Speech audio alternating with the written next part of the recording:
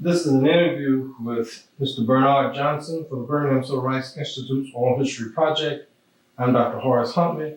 We're at the Birmingham Civil Rights Institute. Today is July 3rd, 1997.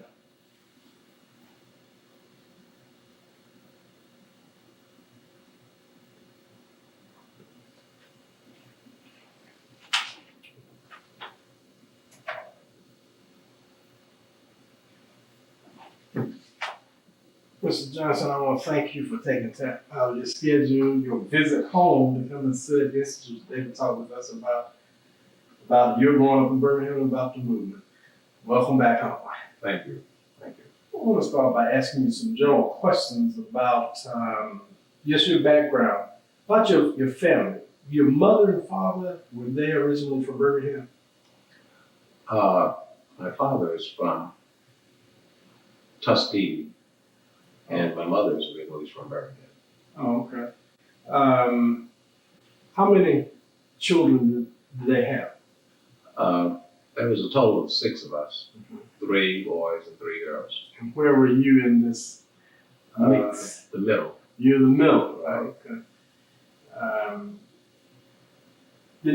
What about the educational level of your mother and father? My father was a high school graduate. He worked for Tennessee Coal and Iron. Did he work in the mills or in the mines? In the mill. In the mills. Out in Fairfield? Fairfield. He retired from there. My mother is a cosmetologist. She worked in the downtown Birmingham area for a number of years.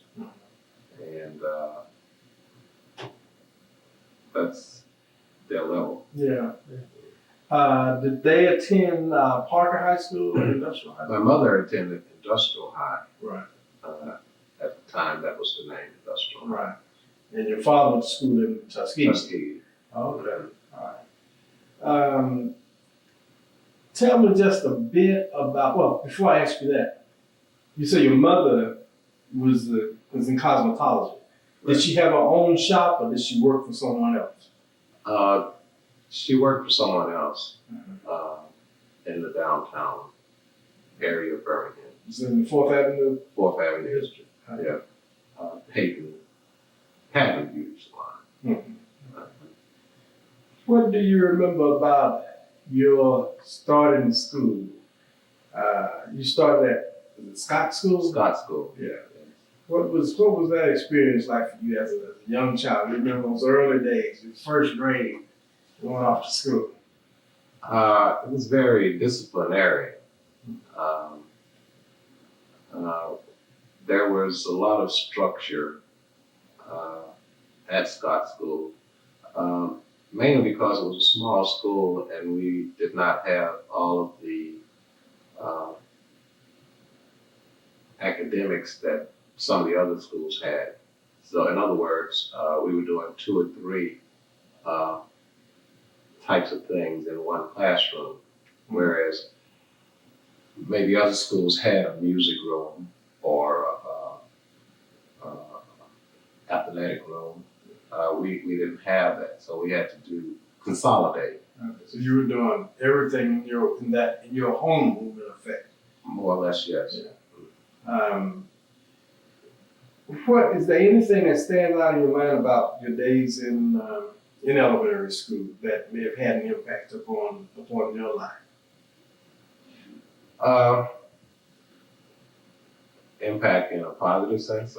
Either way, I just love that. Well, like I said, at my school, we did not have a library. We had to depend on a truck to come around with the books. Bookmobile. I'm sure there was other schools that had perhaps a library. That had an impact on me at the time that I was interested in reading. The availability of books wasn't at hand.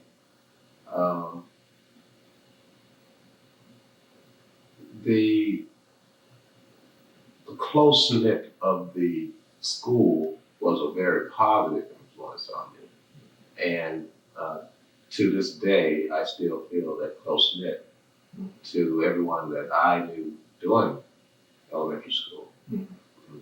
What neighborhood did you live in? Pratt City, Pratt City. yes.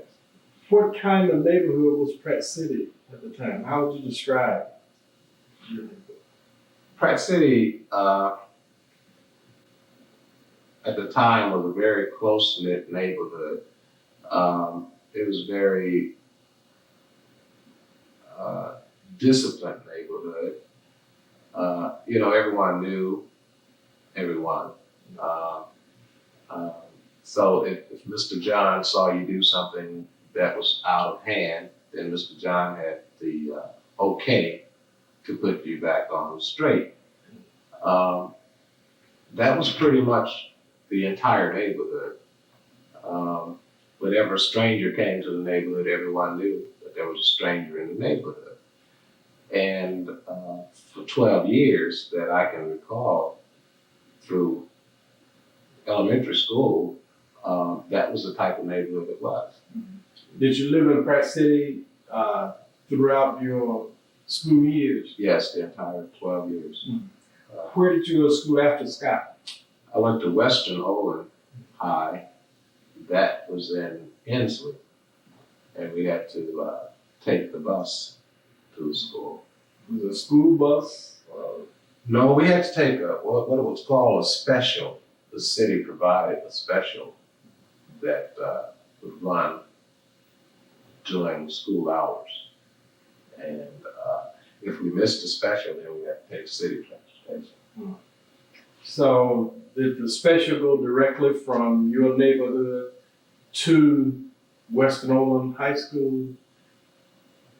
Yes. Mm-hmm. There were various pickup points that the special would pick up students and go directly to Western. Right.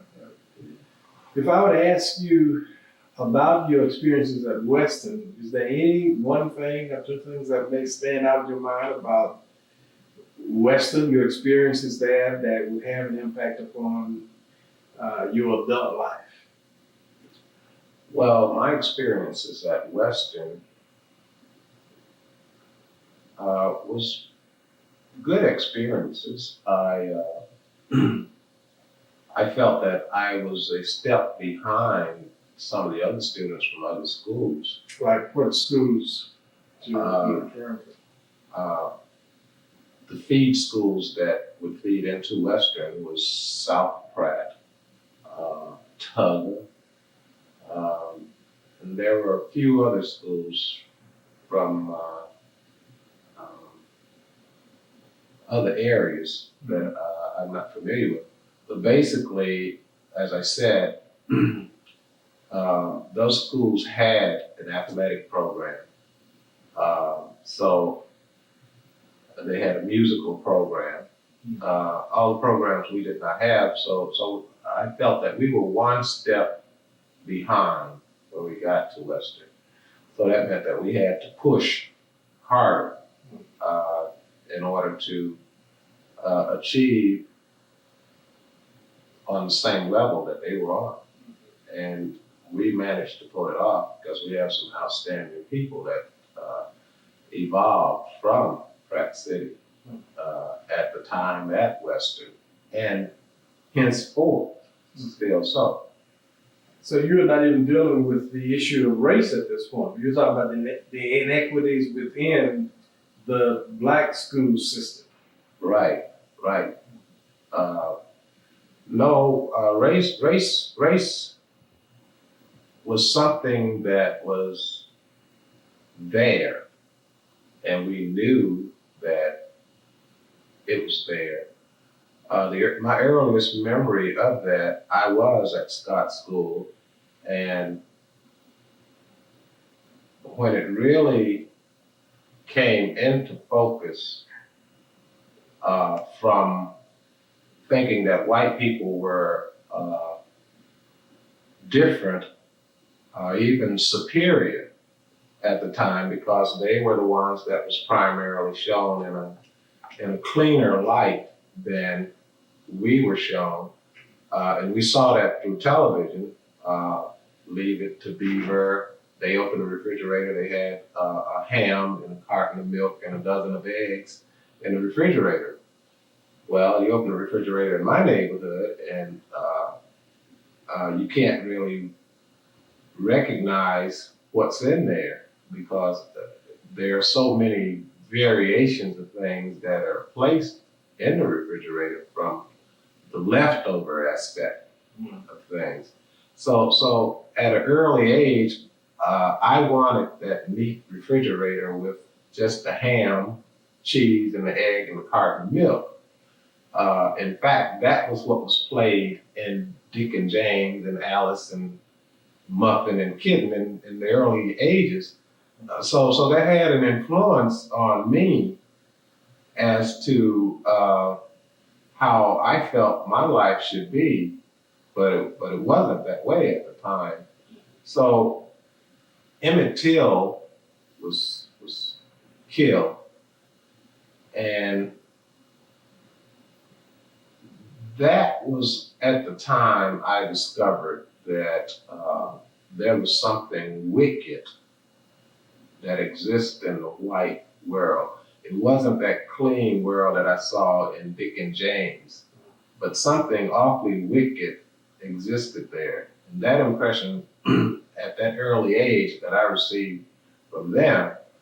So the mothers would call their sons into the room and tell them not to look at a white woman because of what happened to Emmett Till, and not to travel or go anyplace alone.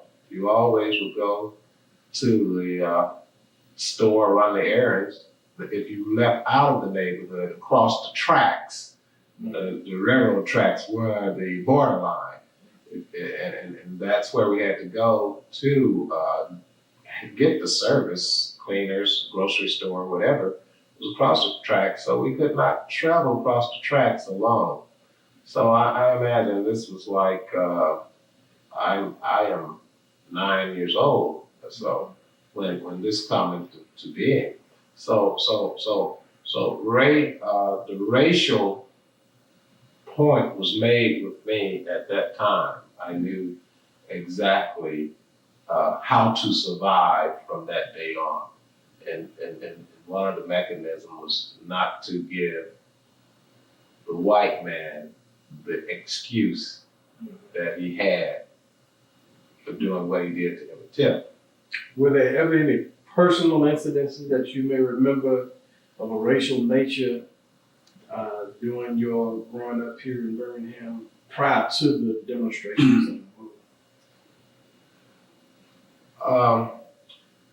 Well, personally, we played it on both sides. I never had an experience with an adult white male. I had experiences with white males that was primarily in my age range, and it was they called me names, I called them names. So these neighbors of yours, they live in the neighborhood? They lived across the track. Okay. Like I said, we had to go across the track to run errands for our parents or whatever. They had no reason to come to our neighborhood. So we had reason to go to their neighborhood. Why were you going to that neighborhood? The post office, the grocery store, the cleaners, the service area was in their neighborhood. So we had to go there for that. My next experience was with the Night Riders of the Ku Klux Klan. At and during that time, they would do what they call their intimidation ride through the neighborhood. And you might have 40 or 50 cars riding through the neighborhood with their lights on, and 4 in a car with their hoods. So one of my most adventurous times, probably at 11, 12 years old, a group of my peers decided that we would stone the cars, and we did, not knowing the cause and effect of what would happen, but we had a sense of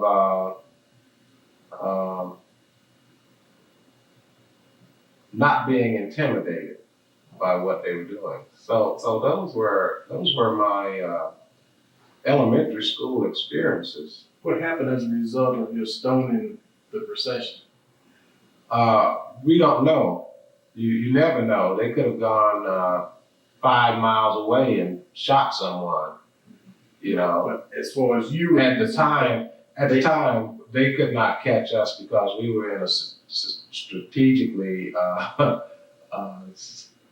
set up location that there were no way they could get to us. And our parents to this day doesn't know that we was doing things like this. But like I said, this was during my grade school time. So back to your question, did I have any racial contact?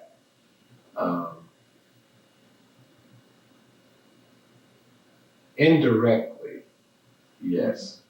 Indirectly. Then aware of, riding in the back of the bus, drinking from the warm colored water fountains. At an early age, I was aware of that. I used to spend a lot of time in the downtown area. In my neighborhood and at my school, we were kept from segregation. We were integrated in my neighborhood. So if you saw a water fountain, everyone was welcome to drink from that water fountain in my neighborhood. Well, you said that in your neighborhood there was no white folk. So you don't miss what you don't have. So we wasn't aware, like our everyday life was not exposed to segregation because we were integrated in our neighborhood. So when you start coming out of the neighborhood, spending time like in a downtown situation, that was when we started seeing colored water fountains, white water, colored entrance, black entrance. In my neighborhood, we did not have that. What do you mean you were integrated in your neighborhood? We're integrated among ourselves. Among blacks. Among blacks, right. And at an early age, that was basically all we knew. When I became aware of segregation, it was primarily when I was in a downtown Birmingham situation. I would see a water cooler that the water would continuously run and frost would come off the water, and it is about 100 degrees outside, and the water just runs, and the cooler is cooling the water so great that the cooler is shaking, and the condensation is dripping on the floor, and you see white only written on that cooler, and you go to a black water fountain, which is around the corner somewhere near the steps, a stairwell, and it looked like it could be connected to the toilet system. And you walk up on it, and the water would barely come above the spigot. And you look into the sink part of the fountain, and it looked like it hadn't been cleaned in weeks or months, or someone come by it every day and spit in it.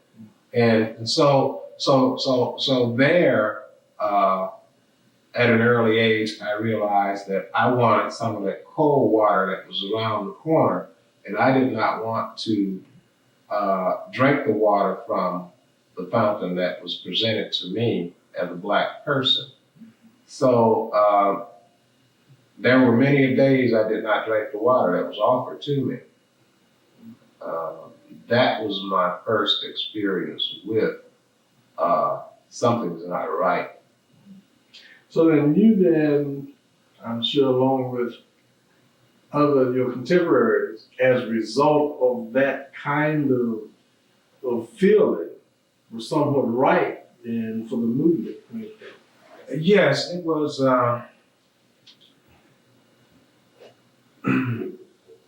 It was a number of. I suppose during my time, my peers and myself, we were being exposed to probably more than the generation before us had been exposed to. We began to question reasons why. So I imagine if you start questioning at the age of 9 and 10, by the time you're 15, 16, 17, I mean, you have been groomed to become a person to resist.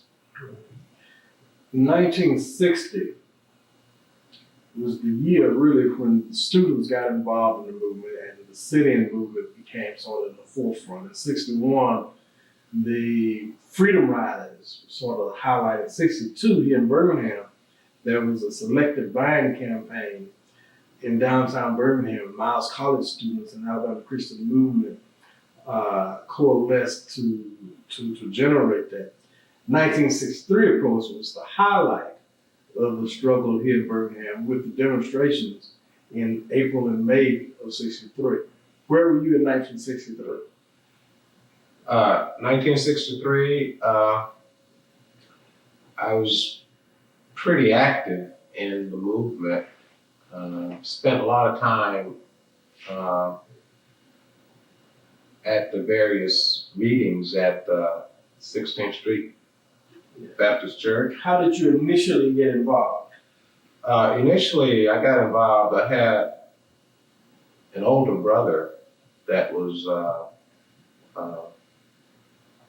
involved with the rallies that was held during the night.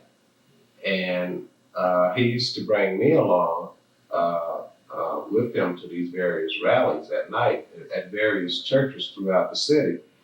So that is what basically got me started, was following him, because I was much younger. Do you remember the first time that you attended one of the mass meetings? I can remember the first times of the mass meetings. How did they impact on you as a young person? As a young person,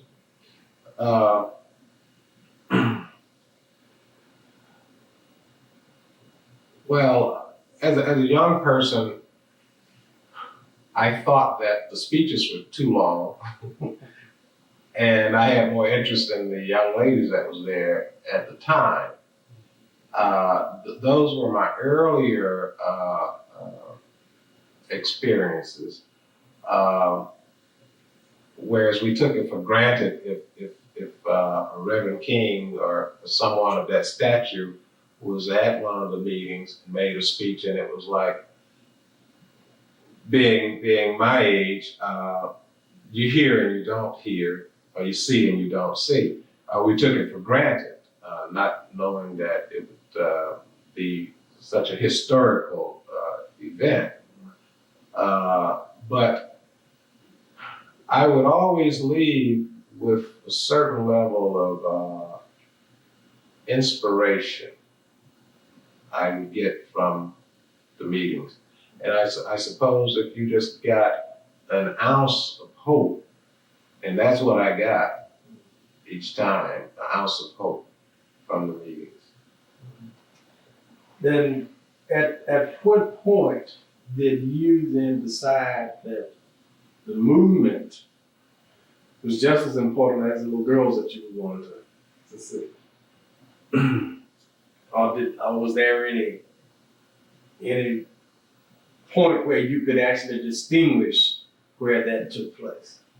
Well, the distinction was there because myself and the young ladies that was in attendance was there primarily for one reason. It just so happened that young ladies was there. Uh, so we had a common denominator, and that was basically what the conversation was about.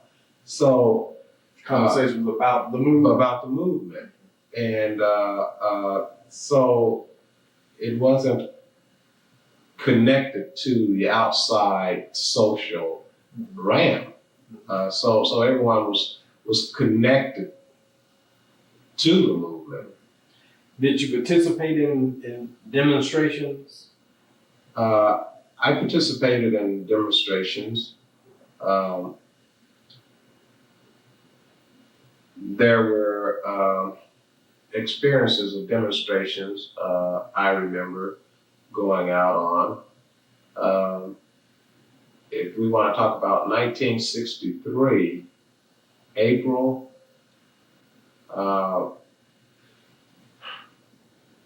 at our high school, we had a you can go, but we won't tell you to go attitude, or we have the we don't see you leaving policy. If you're leaving to go down to the city of Birmingham to get involved with the demonstrations. So whenever the opportunity came for me to leave high school, I would come and we would get involved in demonstrations. So actively being out there in demonstrations, there were several occasions for me with the experience of getting chased by police dogs or getting wet by fire hoses, or as far as nearly getting injured, clothes being torn off me. There was a specific incident where you talked about the water hoses, the dogs, the power of the hoses. Can you talk about that to some extent? Okay, that particular demonstration, we left the church and we had to go to our destination by route of alleyways. And we were on our way up to 20th Street, and we were taking the alleyway between 16th Street and 8th Avenue. After we traveled probably 2.5 blocks, we were in the middle of the alleyway. The police entered one end of the alley and blocked us off, and a fire truck came through the other end. And the fire truck came with the pressure of the fire hoses. How many are you talking about? 5? How many? 10 people? In my demonstration? Right. It was probably 12 of us.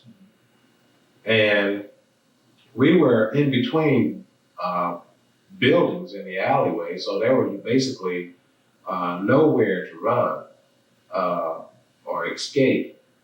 And the fire hose had so much pressure. At the time, I suppose I weighed 130 pounds. So the pressure actually lifts you off the ground if you're close enough to it. And I was thrust from the ground, and I imagine I went up at least 5 feet and came down on a wrought iron fence, the fence that had the spears. And when I came down, I was caught in a crouch on the fence. And at this time, police had turned their dogs loose up the alley, and the dog is coming up to where I am on this fence. And they have this man-eating look, these police dogs. So this was in back of a funeral home that this fence was attached to. That was the only opening that was throughout this alley. And fortunately enough, I was hung, but I ripped my pants loose from the fence and fell on the other side of the fence from where the dog was. And that was how I managed to escape. Now, everyone else that was involved there, they were taken to jail. You were the only one to. I escaped and went back to the church. And what happened when you got back to the church? when I got back to the church, I reported in to, we had people that was something similar to squad leaders, what had happened. And after that, stayed around the church for an hour or so after that, and then I went home.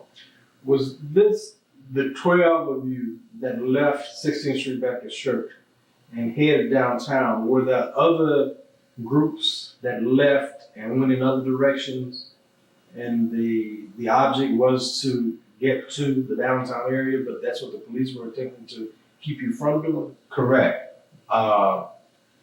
Yes, the church was the hub, and that is where all of the demonstrators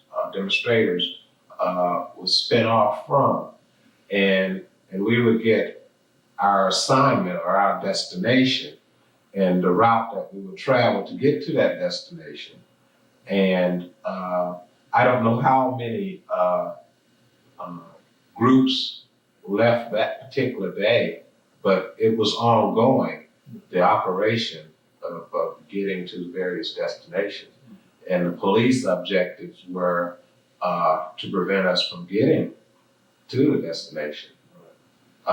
Whereas once we were at the destination, there were possibility of television cameras or things of that nature. There were a lot of things that happened that television cameras did not catch, and they were done in the alleys behind the buildings, or even a little more severe than perhaps knowing that a television camera is watching. For instance, the beatings with the billy clubs and things of that nature, or the dogs, how they would attack. Usually when you see them on television, the police is holding the dog, but I've seen cases where the dogs was let go, you know. I think it was one of the former mayors, maybe the mayor, a council person that was in office at that time, was interviewed on a radio program, and he suggested that no one was ever bitten by any of those dogs. How did you respond to that?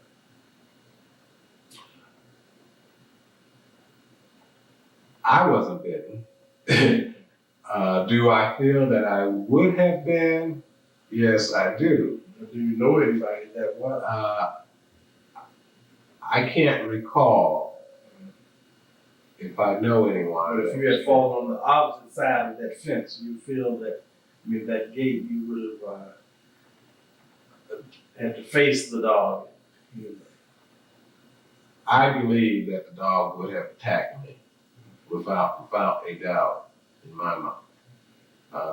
And that's all I can live by, is what I saw in the dog's eyes. And that is what propelled me to fall to the other side of that fence. Now, there are some that have suggested that the children that were involved in the demonstrations really were being misled by the adults that had recruited them, because the children really didn't know why they were there. Well, in recent times, I have heard various opinions about that. And the opinions range from the movement was at a stall, and the scheme was to bring in children and play off the sympathy of the children being abused. I only know of maybe a couple of instances that children were basically around. Everyone that I was around, we were pretty much high school age in our partaking, going uptown. The only place I saw children was at the park, and it was like a call for people to show up at the park. It wasn't a specific call for children.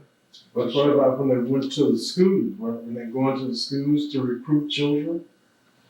Are you suggesting that those that were in high school were not children? Well,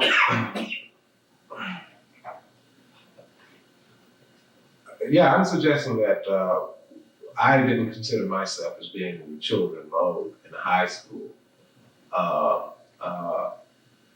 We had a cause, and if the understanding of that cause was truly understood, then you would not hear one of the people that partake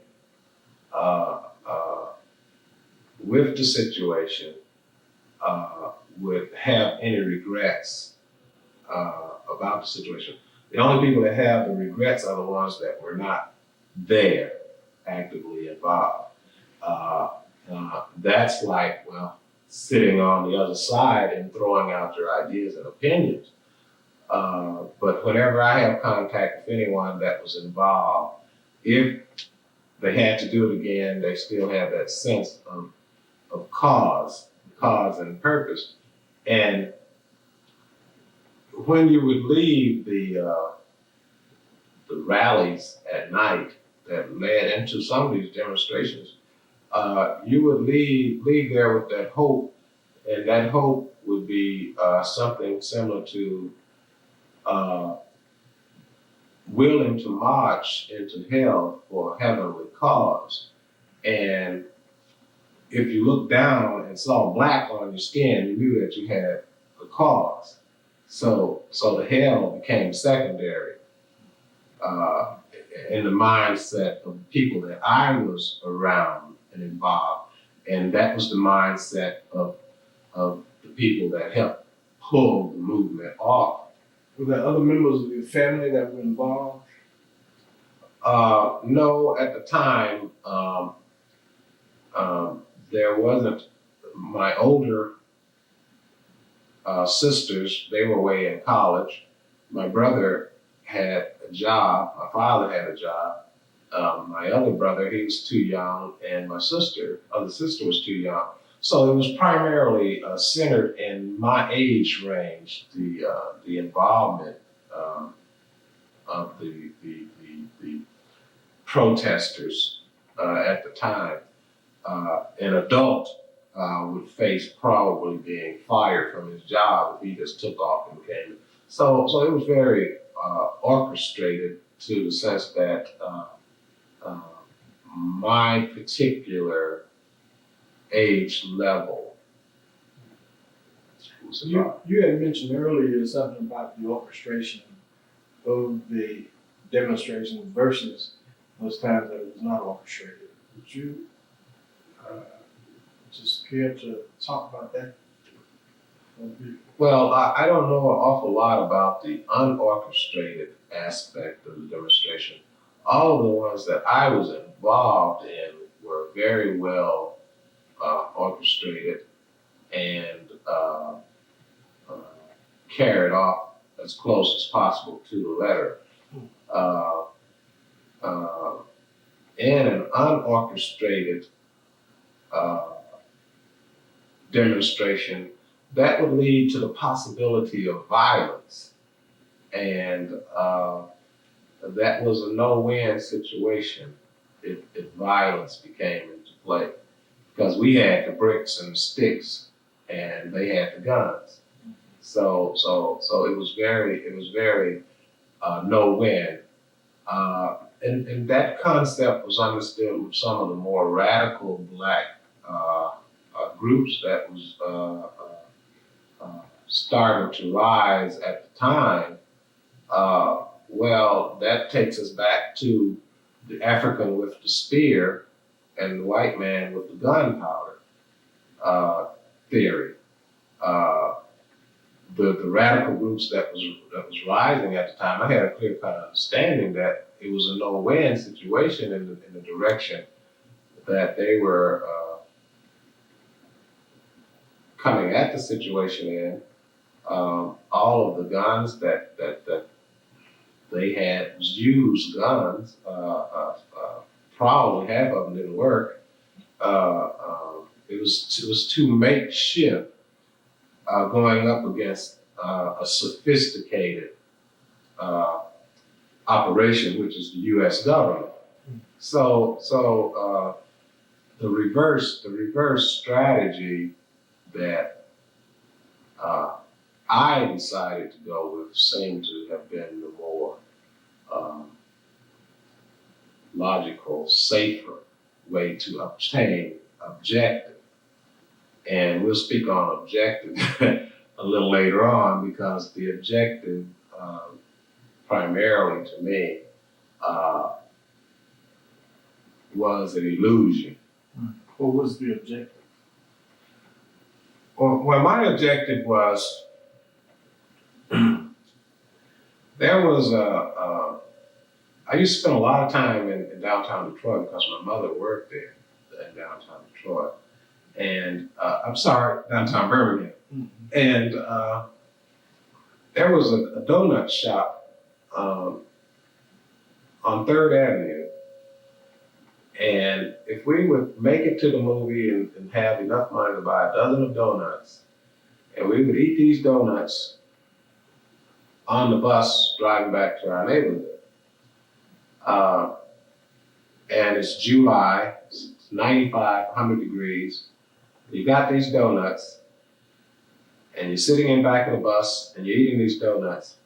Well, somehow I felt that the bus was rigged, whereas the exhaust system was at the midway point on the bus, and all the diesel fuel would come into the back windows. And by the time we arrived to our destination, that was a very sickening feeling. It wasn't a feeling, we was actually sick each experience we would ride the bus during the summer from the fumes of the exhaust. So to answer your question, to be able to not sit back there and receive all the fumes was my objective. So the illusion of my objective was after the signs were removed from the bus, and my first experience to ride this bus and sit next to or across from or in front of a white person never happened. And I wanted to sit across, next to, or in front of a white person just to let them know that I was just as equal as they were. I was a human. Just, I cry, I bleed, I do everything that they do. So here I am sitting on the bus, my objective, and there's no one on the bus but Black people. Well, where are the white people? I wanted to experience that for a self-satisfaction that I achieved my objective. Well, I never experienced that. I look out the window, and the white people that was riding the bus are driving cars. So the illusion that the sign was removed came into focus to me at that time. The signs would not really move. Okay, I have not had that experience to sit across from a white person on a bus. Okay, Because they stopped riding. they stopped riding the bus. You see, Just as when we moved into the neighborhoods, they moved to another section, so in many cases you don't have that opportunity either. well, when we moved to their neighborhoods, what we were doing, because we were first generation to do this, we were financing their next move. Okay, we came and supplied them with the dollars in order for them to move to their newer community. And we obtained their 40, 50, 60-year-old homes, plumbing problems, ceiling problems, street problems, all of those old 60-year problems fell on us as Black people. Now, we try to sell the property. We got to cut the price in order to sell the property. They have taken that initial money that they got from us 20, 25 years ago, and that money has tripled.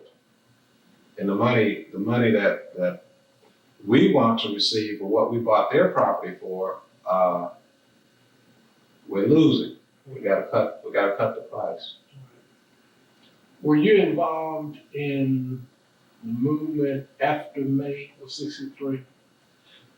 After May of '63, no, I went into the military that next year. So after May of '63, no, there was no direct movements. What was your transition like from Birmingham High School to the military? Did you go into the Army or the Navy? I went into the Army in 1964. And what was the transition? Yeah. What was it like? It was like this was the first opportunity that I had to be among white males. And there was something about the way I was cut as a person that did not set well with the white male. And I had to use all the wit that I could conjure up to survive the military and get out.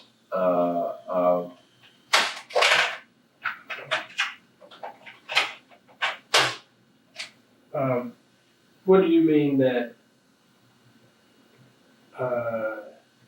your personality or whatever did not sit well with whites? What do you mean by that? Well, my background. I mean, I came off of the civil rights movement into a newly integrated situation, and my background had high sensitivity to the white situation. Remember, the same white people that I was in the military with, they were the same ones that were pro-segregation. And I am in an integrated military. I just came in from Alabama as a civil rights, or they used to call us fighters. What kind of fighters was it? Freedom fighter. I came in, on freedom fighter end, and here the white counterparts comes in from their background. So they put us in the pot. Well, the superiors in the military, they came from a definite background of segregation. And because they were older. They were older. So the things that they wanted to assign black military personnel to was no longer being accepted. I didn't come into the military to peel potatoes. I came into to the military to see how I could advance myself. And I wanted every opportunity that was available for me to advance myself and not sit back and watch the white male get those opportunities. So I was constantly challenging the situation because of my background earlier, and I was conditioned to challenge. So that kind of clash with their idea or perception of a black man, and the situation was set up that I was not your everyday okay, okey doke black man. So doors began to close on me for that reason, and that reason alone. So as I forced the doors open, then that creates big problems, and the big problems being you don't step out of line. So survival of the military was for me not to step out of line, because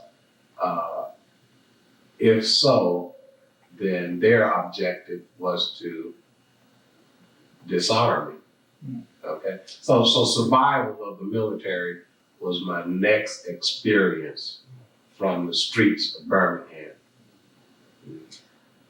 You were there for 2 years? 2 years. Where were you stationed? I was stationed in, my basic training was Fort Knox, Kentucky. After Fort Knox, Kentucky, the Vietnam buildup was starting to take effect. So my battalion got orders for Vietnam. It was an engineering battalion. So I guess they would go on the advanced stages for engineering, for building bridges or whatever else was necessary to set up for the other troops coming in. Well, out of my battalion, myself and one other person, we got orders to go to Europe, and the rest of them went to Vietnam. So that Did you ever was. find out how that happened? No, I never questioned any of that. It was like I had been told all my life, because I had gray hair, that I was lucky. I was going to be lucky, or whatever. Well, Did you have gray hair at that time? yeah, I had gray all my life. So I kind of like just accept that. Yeah, right. Where were you? I went to France, a place called Chinon, France, and I stayed there for 18 months. Chinon, France.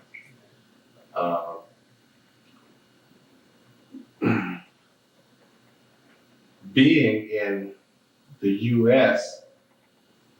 would allow me a telephone call to a civil liberty organization or whoever to complain if something was going wrong in the military.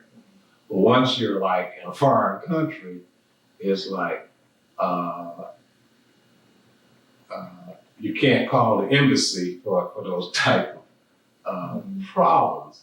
So that gave them more of an advantage for the struggle of me in the military, being in a foreign country. My time as a military personnel was, I can't say hell because I didn't allow it to be hell, but it was survival. I had an excellent experience in Europe because after 5 o'clock, you do your duty time, then I was accepted more by the French people, and I felt more received or equal with the French people than I did with my military situation. So that within itself created problems for me, because here is a black man in France being accepted out there in French society, and here is hillbilly Joe that goes out in French society and not be as accepted as black man. So we get back to base, then hillbilly Joe bring that to focus. Well, they could not adjust to the fact that I had after duty social life in Europe. And so surviving the military was an experience.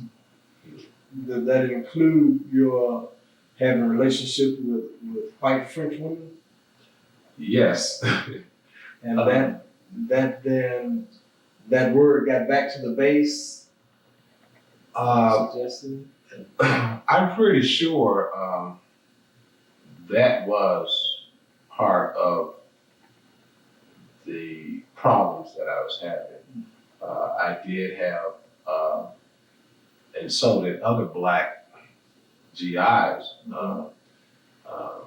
had the French woman. And I am sure that is a big part of the problem. But even if we were in an isolation, Saudi Arabia desert at that time, I'm sure that even if my shoes was shinier than theirs, I mean, it was just, but just being with a woman, kind of like just put the icing on the cake for them to be standoffish. When you returned to the States, then were you discharged from the Army? Yes, And then did you come back to Birmingham? No, I went into the military from Detroit, and that's why I had my basic training at Fort Knox. Usually if you go into the military from Birmingham, you go to places like Fort Benning, Georgia, or areas of that nature. So I had gone to Detroit for a vacation, and I had an aunt that lived there. And I figured I would sign up with Motown at that time and work on the Sing and Dance Act, because there were two of my high school alumnus that were with the Temptations. So I said, well, that seemed like the place to be. And once I got there and I saw that could possibly happen, but it didn't happen. And so I went into the military from Detroit. So what I needed from the military was I needed some financing in order for me to achieve what I saw in Detroit. And I needed more of an experience in order to be where I wanted to be in life. So the military offered me that experience, and it also gave me a stake. I needed a stake in life. So that was the closest I could get to getting a stake. So did you go back to Detroit after you? I went back to Detroit after the military with my stake, and I proceeded on with my plan to be successful. And what was your plan?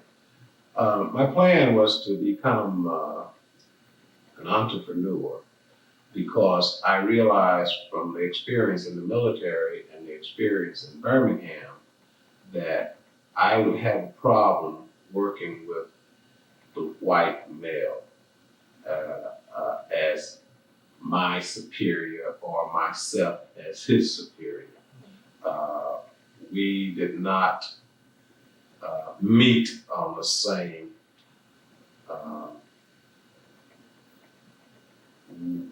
equal thought roots or thought process. So I realized that after the military that I had to fend for myself. And when I was in Europe, I used to go downtown.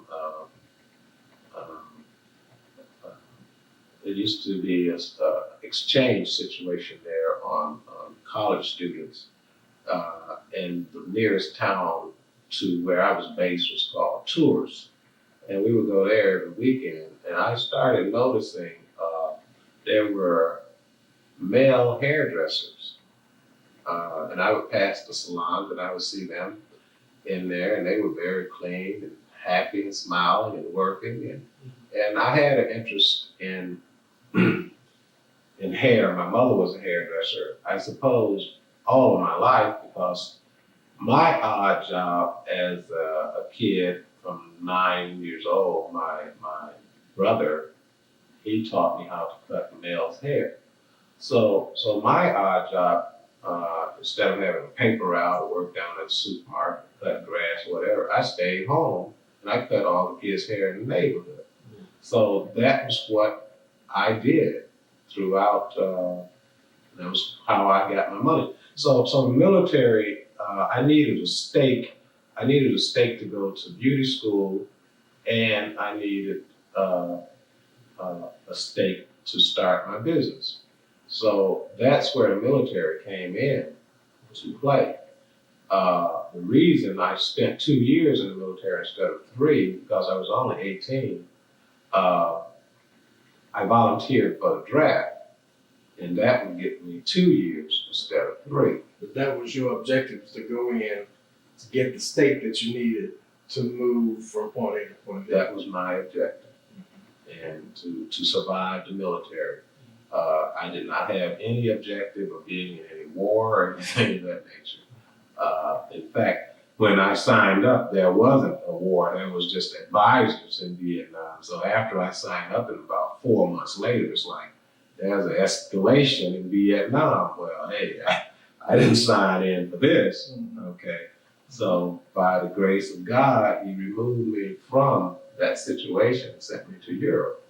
So yes, it helped me to get my objective. Along with, it financed my schooling, okay? So that was what the military was used for. And you finished school and you set up your own shop initially, or did you go to work for someone else? I went to school, and you have to have at least 2 years of experience before you can actually set up as an entrepreneur in the beauty business. So I spent 2 years in various locations throughout the city and traveling and sharpening up my craft. And after that time period, and it all happened at the same time when the exodus of the white flight began. Well, it just so happened it is time for me to go into business, and the white flight is starting out, so I can get the building that he had. Well, prior to that, building space was very limited. You know, there wasn't any such thing as new suburbs and these type of things. Mm-hmm. So everything just opened for me at that time because of the white flight in Detroit. Well, that was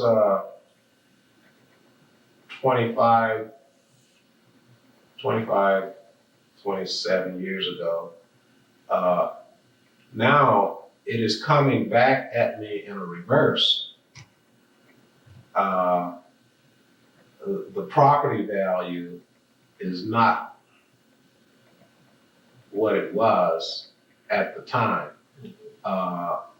What we are watching happen to our inner cities was deterioration is setting in, abandonment is setting in. So the true dollar that I paid for my property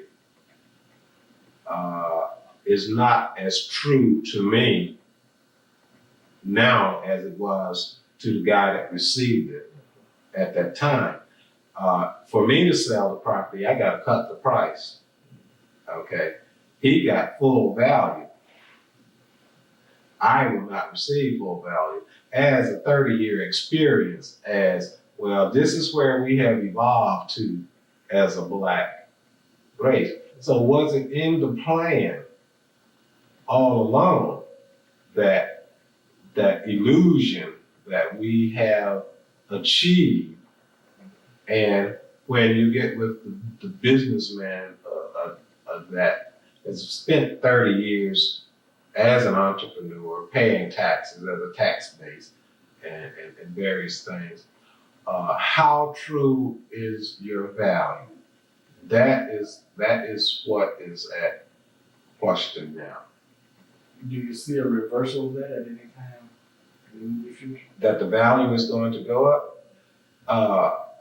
No, I don't see coming into old plumbing when you got new plumbing.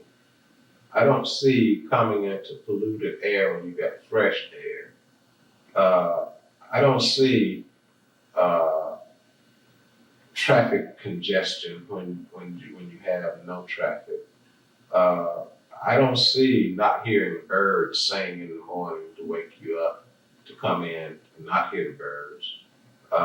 I think that they have carved out, and when I say they, the white world, have carved out their next level that they are into, and that level is definitely not the city.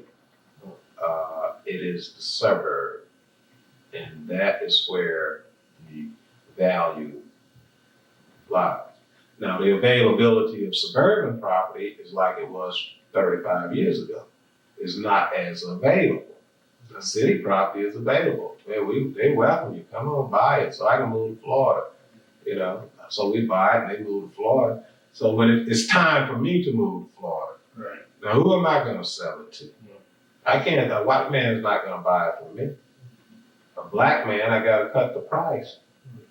You know, so Catch-22. it's a catch-22. But the only way I can get to that catch-22, I had to experience it. Okay, so the only thing I could be is a reference. You know, I could not have my father as a reference because he did not experience that. Okay, so I can only be a reference for the next generation that's coming along.